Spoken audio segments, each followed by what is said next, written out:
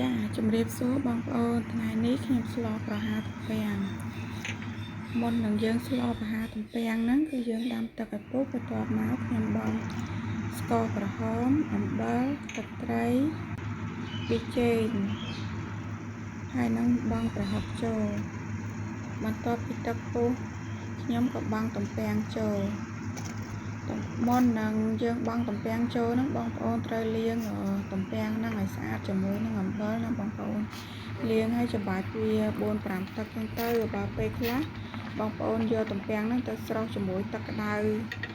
រងាស់ឲ្យវាឆ្អិនទំពាំងហ្នឹងហើយចាំយើងពូតទឹកចេញយើងលាងឲ្យស្អាតចាំយើងយកទំពាំងហ្នឹងយកមកដាក់ស្លបានទំពាំងហ្នឹងអត់ហាងខ្ញុំធ្វើហូបតែតែធ្វើរបៀបហ្នឹងជារៀងរាល់ថ្ងៃបងប្អូនពេលមុនធ្វើទំពាំងត្រូវតែស្រោះលាងទឹកឲ្យស្អាតចឹងទៅពោះកាត់ហាងរបស់ទំពាំងពេលដាក់ទំពាំងចូលហើយទឹកពពុះក៏ឡើងមានពពុះចេញមកហ្នឹងបងប្អូនគេពពុះនឹងចេញផងដើម្បីឲ្យទឹកសម្លយើងហ្នឹងស្អាត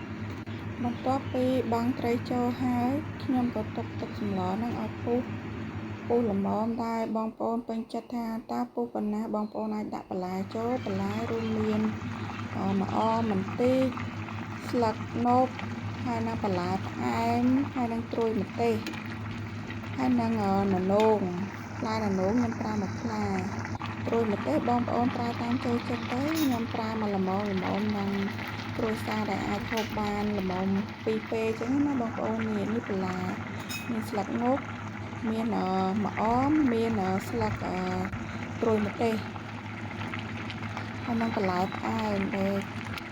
គេថាដាក់ស្លទំពាំងបើអត់មានបន្លែផ្អែមអត់ឆ្ងាញ់ទេដាក់បន្លែផ្អែមនឹងចូល